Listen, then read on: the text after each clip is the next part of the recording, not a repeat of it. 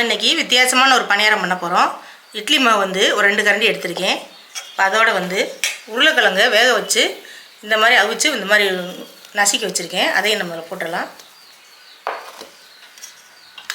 இது வந்து ஜவ்வரிசி, மாவு ஜவ்வரிசி ஒரு அரை மணி நேரம் ஊற வச்சு இந்த மாதிரி தனியாக எடுத்து வச்சுக்கோங்க. அதையும் கொஞ்சம் சேர்த்துருங்க.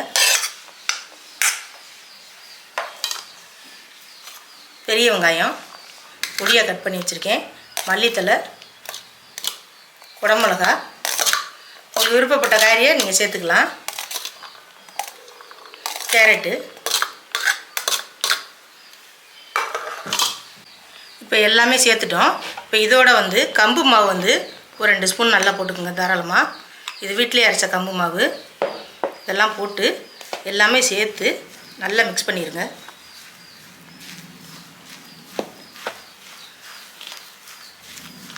ஃபஸ்ட்டு கலந்துட்டு தேவைன்னா தண்ணி ஊற்றிக்கலாம்.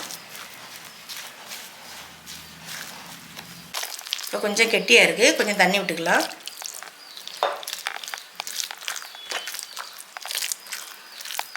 மாவு வந்து இந்த பக்குவத்தில் இருக்குது. இப்படி இருந்தால் போதும். இப்போ அடுப்பில் வந்து பனியார சட்டியை வந்து வச்சுருக்கேன். எண்ணெய் தடவி இப்போ இதில் ஒரு ஸ்பூனாக போட்டுக்கலாம்.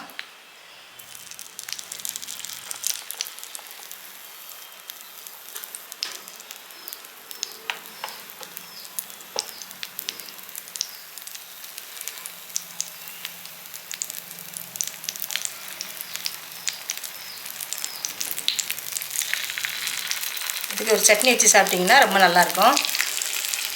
நம்ம சேனலை எல்லோரும் சப்ஸ்கிரைப் பண்ணுங்கள். இதுக்கு தேவையான எண்ணெய் விட்டுக்கலாம்.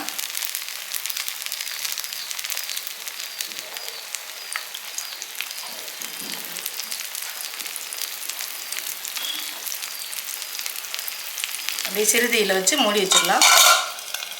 பாருங்கள் வெந்துருச்சான்னு பார்க்கலாம். நல்லா வெந்துருச்சு. அப்படியே மெதுவாக நல்லா திருப்பி கொடுங்க.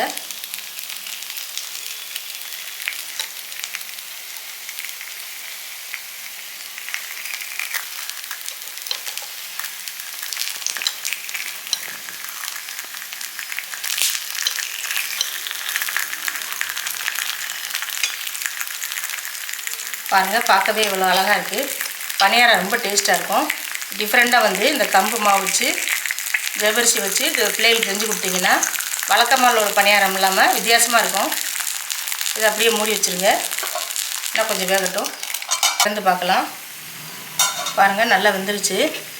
அப்படியே எடுத்துடலாம்.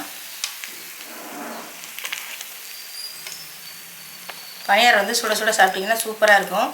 இந்த பனிக்காலத்தில் இந்த மாதிரி பண்ணி கொடுங்க, ரொம்ப நல்லாயிருக்கும்.